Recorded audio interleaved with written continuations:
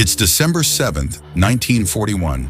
In the Pacific, Lieutenant Clarence Dickinson and his wingman are ordered to take off from the USS Enterprise by Admiral Halsey and fly their SBD Dauntless dive bombers to Pearl Harbor. It's a day that will live in infamy, as while the Dauntlesses head towards the base, hundreds of fighters and bombers from the Imperial Japanese Navy are in the middle of a devastating surprise attack. Torpedoes pummel the battleships and bombs rain on local squadrons before they have a chance to even take off. And unbeknownst to the two Dauntlesses, they are flying straight into it. As they get closer to Pearl Harbor, Dickinson notices a smoke cloud over the base up ahead.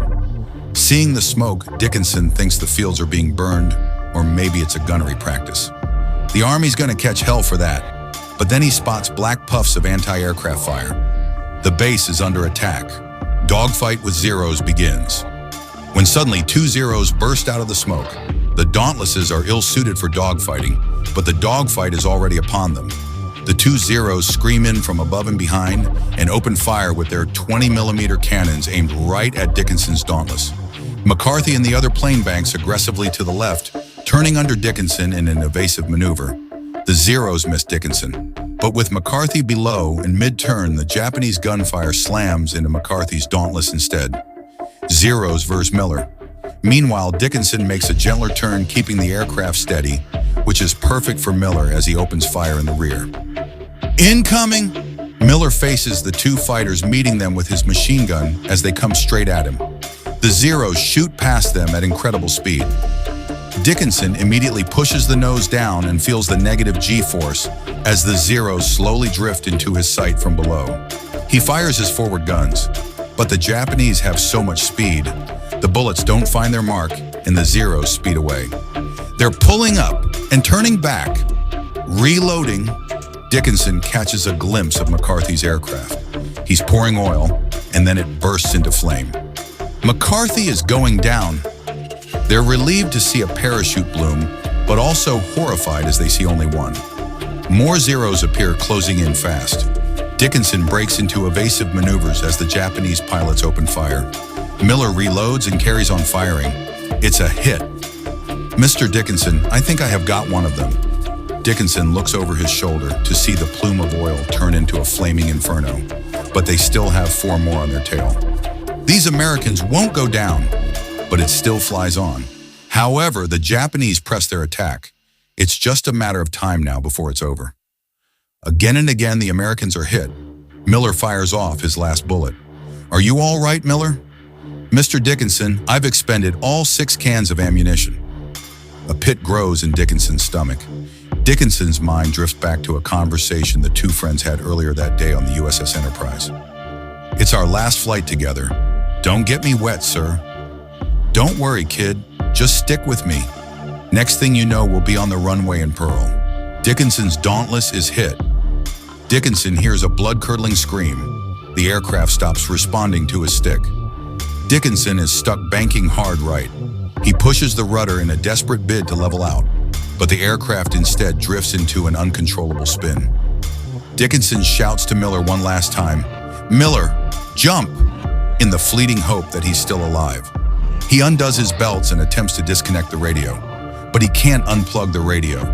With his belts unfastened and with his time rapidly running out, he grips the radio cable with both hands and snaps it in two. Then he jumps. The wind hits Dickinson in the face as he tumbles out of the doomed aircraft. He searches for the ripcord by feel. Jumping at just 800 feet, he has seconds before he hits the floor. His training kicks in, and he finds the cord and pulls hard. The chute blossoms open. He feels the tug slow him down and then sees the ground rushing up. He hears his aircraft exploding into the earth somewhere nearby just before he hits the floor. Dickinson quickly unbuckles and gets onto his feet. He's landed on a field, alone. He realizes with dread that Miller didn't make it, and his reassurance to keep him safe was a false promise. Miller ... Back on the USS Enterprise, Admiral Halsey is fuming with rage as the reports come through. He knew the Japanese were up to something, but he could never have expected this. All hands to battle stations. World of Warships. Arm the photon torpedoes, would say First Officer Riker if he was commanding the USS Enterprise in World of Warships, all new collaboration with Star Trek. Iconic Star Trek commanders are thrown back in time and onto the bridge of the USS Enterprise in World War II, as well as Yamato and other historic vessels, engaging in naval battles in the world of warships' stunning arenas. Can the captain of a starship command a warship at sea? Well, you can go where no one has gone before and find out. Get special Star Trek-themed game modes and unlock even more Star Trek content. And you can tour the bridge of the Starship Enterprise. For new players, that Beam Up World of Warships offers an exclusive bonus pack. Make it so with the link in the description to receive a Star Trek Commander, premium account time, a new ship, and much more entirely for free. And don't forget, it's available on consoles. Engage and explore the Star Trek universe in World of Warships today. Resistance is futile. The ship is immediately put on high alert, eager for revenge, and continues to Pearl Harbor at full speed.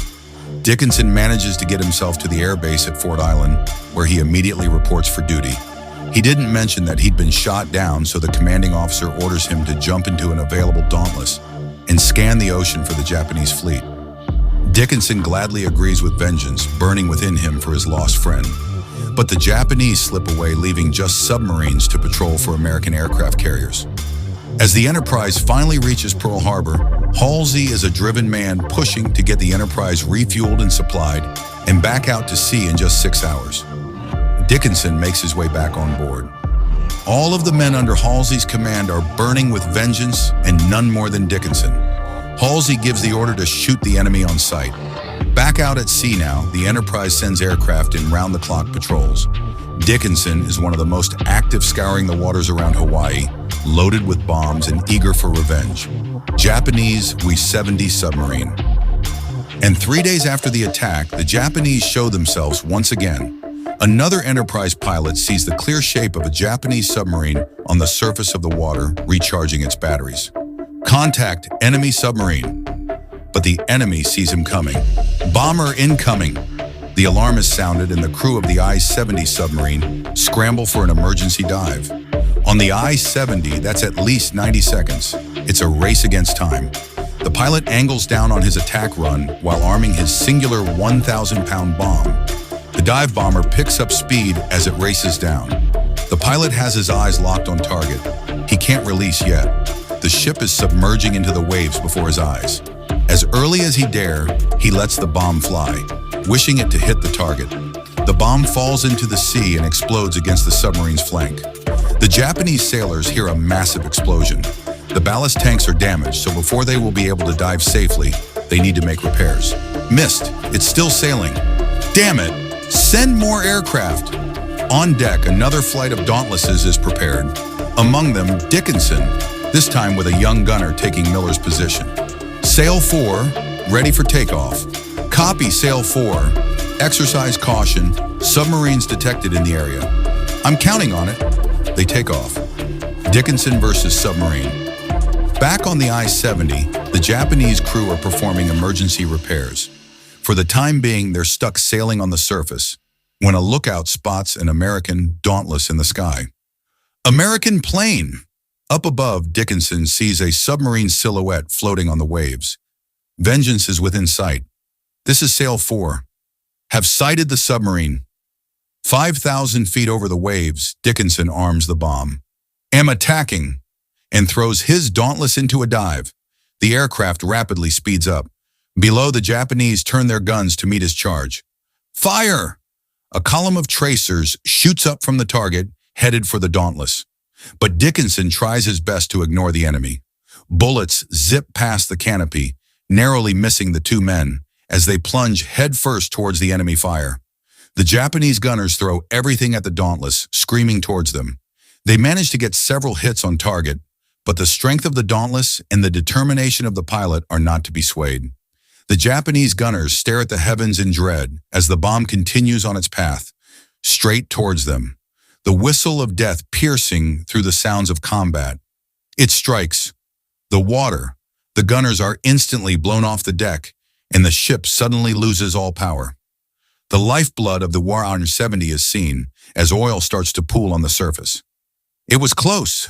Did we get him? Dickinson turns the aircraft around, looking over the ship. They can see the deck crew underwater.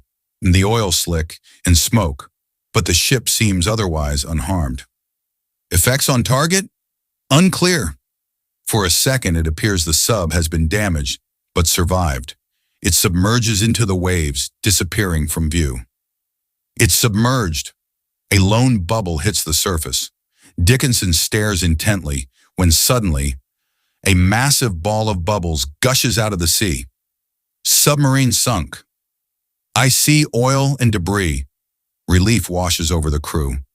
Dickinson hears over the radio, as a few allow themselves a small celebration. This one was for you, Miller. The I-70 was the first large Japanese ship sunk in the war.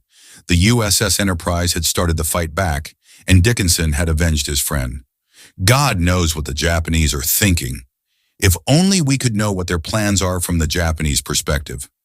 If you watch this film, sir, midway from the Japanese perspective, then maybe we can find out.